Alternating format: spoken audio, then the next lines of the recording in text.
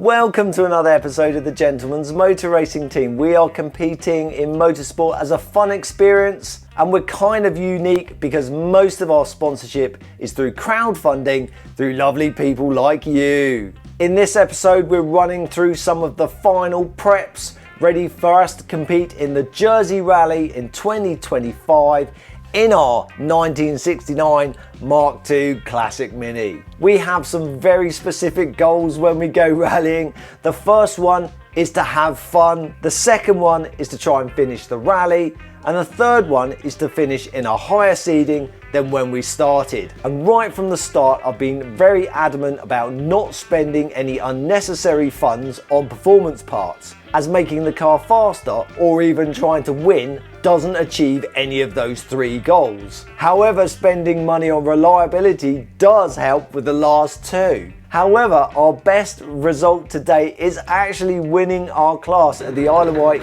Stages Gravel Rally. But we won, not because we were the fastest, but every single one of our competitors in our class either broke down or crashed. Hey, a win is a win, and it's all about the hare and tortoise. So, to help with reliability, I am very meticulous when it comes to checking over the car pre or post event. Obviously, I do a front to back nut and bolt check, and I like to mark them with a white pen, so not only do I know that they've been done, but our service crew can keep an eye on them and see if anything's getting loose. Safety kit is another huge priority. Not only do we want the car to finish the rally, we would like to finish the rally in one piece as well. Just because we're driving a little car doesn't mean that we have to carry any less equipment than the bigger and more powerful cars that we will be competing with on those events. One of those key items is the plumbed in fire extinguisher. We run a Lifeline 2000 mechanical fire extinguisher of AFFF foam. This can be activated by one of two mechanical cables with T handles on the end. One is situated on the scuttle panel below the front windscreen, identified by the letter E. This is for the marshals to pull in the event of a fire. And there is another pull cable inside the car that has to be within reach of both the driver and the navigator when fully strapped into the seats. We have ours in the middle of the dash, where the old choke or heater cable would normally be mounted. When either of these cables are pulled, the fire extinguisher is activated and the foam is sent through plastic covered aluminium pipes to nozzles all around the car. We have 4 under the bonnet, 2 of which are pointing at the carb, 1 pointing at the top of the engine and 1 at the front of the engine. We also have 4 nozzles inside the car. 2 for Catherine, 2 for myself. 1 of each is pointing into the footwells and the other one is pointing at the base of the seats. It's very important not to have any of those nozzles pointing at you because it will be very disorientating trying to get out of a burning car when you've got a face full of foam. Nobody wants the fire extinguishers being set off accidentally, so the handle of the fire extinguisher, there's a little pin that goes in there. When the pin is in, no matter how much you pull the handles, the fire extinguisher will never go off. Obviously, it's very important to have this pin removed before we go to stage arrival. Okay, hands up. We've actually made that mistake a couple of times. When we're in service, our service crew will strap us in, make sure that we're all nice and snug, and we go, okay, we're ready to go. And as we're calmly bumbling towards stage arrival, we go, no, the fire extinguisher pin's still in. And because we're all strapped in, there's absolutely no way that we can take it out. So I've had to stop the car, undo all my harnesses, get out because I can't reach behind the seats, go in behind, pull the pin out, then get flustered trying to put myself back in and go to stage. So we've got some procedures in place to hopefully make sure that that doesn't happen again. On our service area checkboard, which is fantastically sponsored by Robinson Jewelers, we have a list of things that we like to have checked before each stage.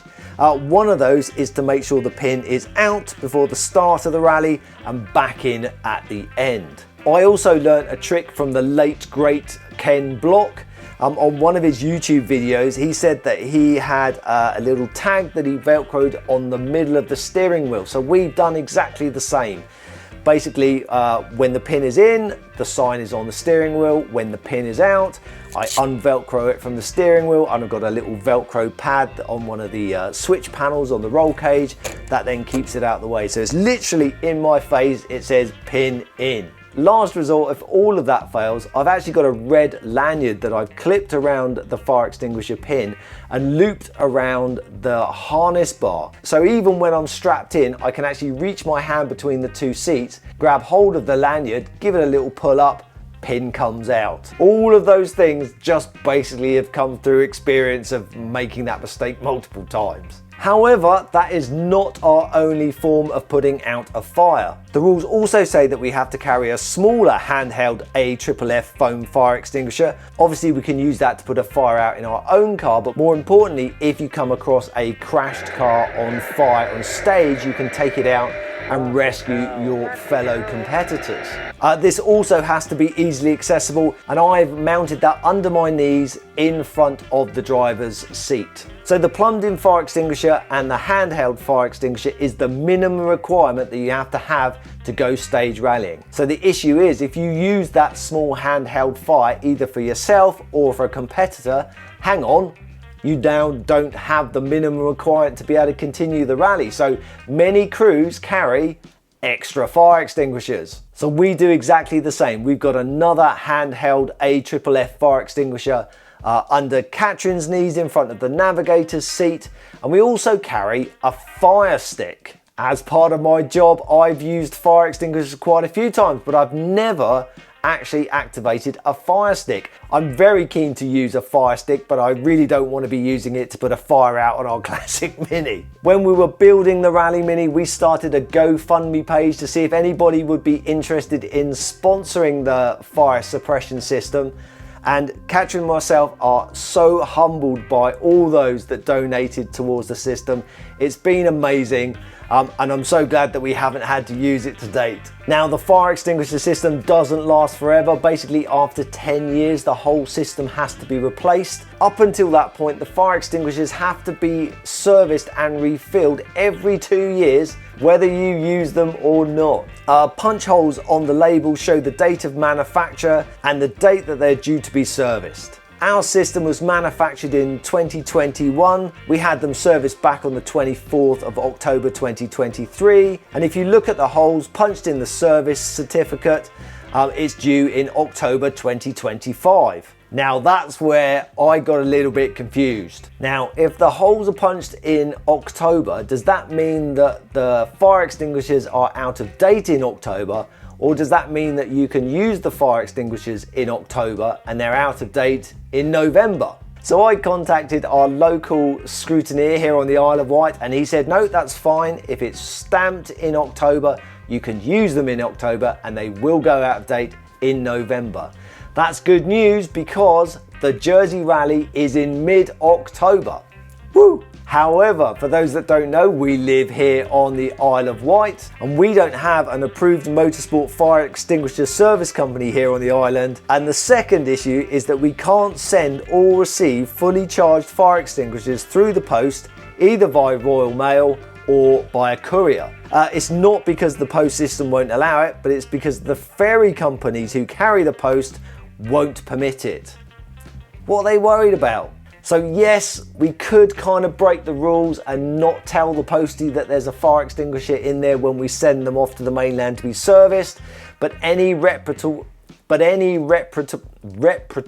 a word, isn't it? Can I say that?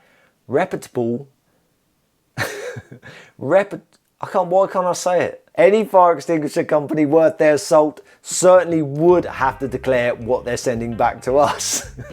Okay, if you're a Mini fan, I'm sure that you're aware of the International Mini Meet. Well, for reasons unknown, it was cancelled. Not for reasons unknown. But we still had that weekend booked off work and we'd already paid for the ferry fare, so we thought, let's go and do a bit of a staycation in Donny the Binny Cooper convertible and let's go to Somerset.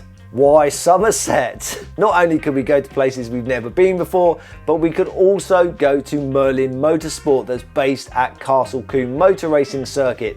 They're the people that we purchased the fire suppression system off in the first place, and where we've had it serviced before. Yes, so we've serviced the fire extinguishers earlier than we needed to. Yes, we've kind of sacrificed a couple of months, but it's going to be much easier to service it when we're on the mainland anyway than to try and organise it post Jersey rally. And plus peace of mind, we know those fire extinguishers are top notch and ready to go. Goodness forbid that we ever have to use them during the event. Refitting them back into the car is super easy, and we took the opportunity to check and lubricate the pull cables at the same time. I make an extra video every week for our YouTube members and patrons called the midweek update video, where we dive into more details with repairs and upgrades and keeping the rally car prepped for the next event. I also make occasional extra videos such as unboxing or uncut footage, such as when we kept the camera rolling, showing all the aspects of fitting the fire extinguisher back into the car. If you'd like to see those extra videos and help support our team in the process, then please consider becoming a patron or a YouTube member. I'll leave details in the video description. Okay, with that job done, I think technically the car is ready for the Jersey Rally, but there's still lots of admin to do. And I have a to-do board here in the workshop. It's divided in half. I've got need to do and nice to do. And now's the time to do the nice to do bits. And those are some of the things that we're going to cover in the next video. If you don't want to miss that, please consider subscribing. And if you'd be kind enough to smash that like button down below, that will give us a little bit more exposure and hopefully help us gain some sponsors along the way. I read and reply to every comment that we get on our YouTube videos. And my favourite comment on the Hero ERA video was from Robert Davies 9594, who said, "As much as you both prepared for the previous rallies, there's nothing like some testing rallies, not only to get used to different notes, but to find things on the car that need sorting. Both of you are learning so much during this rally adventure." So true. All the prep in the workshop is fine, but using it on that event, we truly gave the car a proper test without beasting it, and we've also improved in some of the kit and also improving our navigation skills. If you want to see that Hero ERA navigation rally, click this video here. But if you want to see the video where you can win loads of cool stuff and help us get our rally mini to Jersey, click this video here. Right, thank you very much. See you next time. Ta-ta for now.